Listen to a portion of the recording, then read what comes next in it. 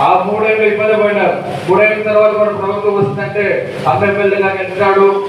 అప్పుడు కూడా మనము చాలా కేసులు పెట్టుకున్నాం, చాలా తిరిగినాం. మేము కూడా 3.5 సంవత్సరము కమలపల్లి పోయేటప్పుడు, ఇక పోయేటప్పుడు వచ్చేటప్పుడు అన్న దగ్గరికి ఎక్కడికి తోడిపోయి చేయడం జరిగింది. మళ్ళా మన ప్రభుత్వం వచ్చింది. మన ప్రభుత్వం వచ్చినాక వైఎస్ఆర్ కార్యకర్త ఎక్కడో కనపడలేదు, ఎవరో కూడా తెలియదు. నా దగ్గరికి వచ్చిన పని కాదు, ఎవరి దగ్గరికి వచ్చిన పని కాదు. తెలుగుదేశం వాళ్ళకి పనులు జరిగినాయి. ఈ రోజు కూడా అదే పరిస్థితి. ఇలాంటి పరిస్థితికి రానేమో కూడా ఈ 15 సంవత్సరాలు కార్యకర్తలు కష్టపడ్డారు కానీ దీంట్లో ఉంటే 5 మందో 6 మందో సంపాదించుకుంటారు తప్పితే ఈ రాష్ట్రంలో మదనపల్లిలో వైఎస్ఆర్ కార్యకర్తలు ఇబ్బంది పడ్డ ఇబ్బంది ఏ కాన్స్టిట్యూషన్ పర్లేదని కూడా మీకు అందరికీ తెలియజేస్తా ఉన్నా. ఇలాంటి పరిస్థితికి రానివ్వు కూడా అని కూడా చెప్తా ఉన్నా.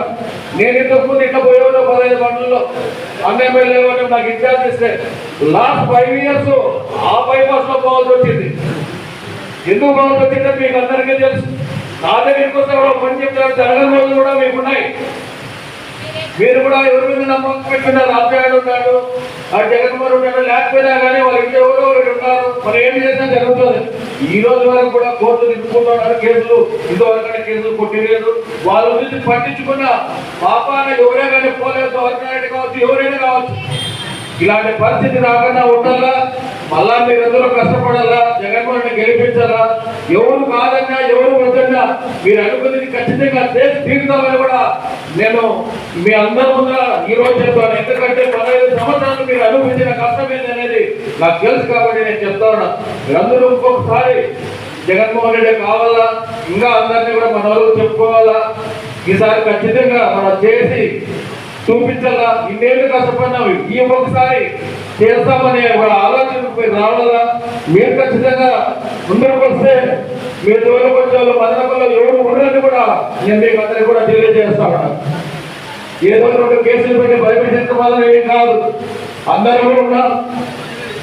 ఇంకా 2 రోజులు చూస్తాం.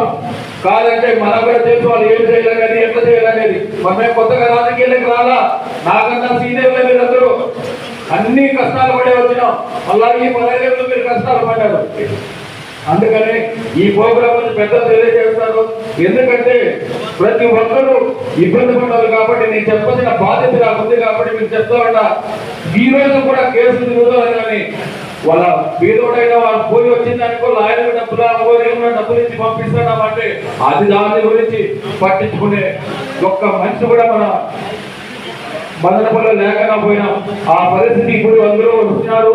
మళ్ళా చెప్పాడని వచ్చినాడు, నేను ఉన్నాడు, మొత్తం అంతా మళ్ళా లీడర్లు అందరూ ఒకటేరు. ఇప్పుడు కలిసి కట్టుగా మీరు కూడా సహకరించి మన మధ్యలో ఉన్న ఏదన్నా ఉంటే మనస్పర్ధలు ఉంటే అవన్నీ కూడా పక్కకు పెట్టేసి మరొకసారి గట్టిగా కష్టపడతారని మీరందరూ కూడా జగన్మోహన్ రెడ్డి గారిని మరొకసారి సీఎంగా చూడాలని ఆయన దగ్గరికి ఈసారి కార్యకర్తలు మాత్రమే ఖచ్చితంగా ఆయన దగ్గర మంచి గుర్తింపు ఉండేటట్టు, మదనపల్లి కార్యకర్తలు ఇంకా ఎక్కువ గుర్తింపు ఉండేటట్టు మేమందరం కూడా ఆయన తెలియజేస్తామని కూడా 15 సంవత్సరాలుగా దెబ్బతిన్నారు, గడిపోయినారు, అన్ని జరిగినాయి కాబట్టి ఏ కాన్స్టిట్యూషన్ ఎక్కడ పోయినా పర్లేదు.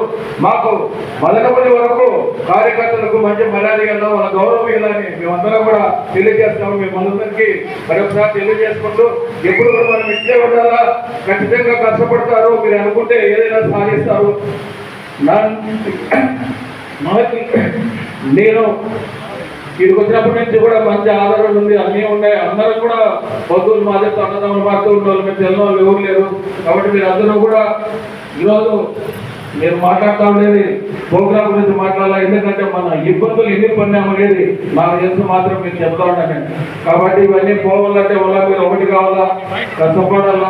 జగన్మోహన్ రెడ్డి గారిని మంచి మెజారిటీతో మన పార్టీని గెలిపిస్తారని కోరుకుంటూ ప్రతి ఒక్క అన్నదమ్మునికి, పార్టీ కార్యకర్తలకి, ప్రతి ఒక్కరికి కూడా నమస్కారాలు తెలియజేసుకుంటూ ఖచ్చితంగా మేము ఎంటుంటామని మీరు కూడా మన ఎంటుండి జగన్మోహన్ రెడ్డి గారిని ముందుకు నడిపించాలని కోరుకుంటున్నాం. జై జై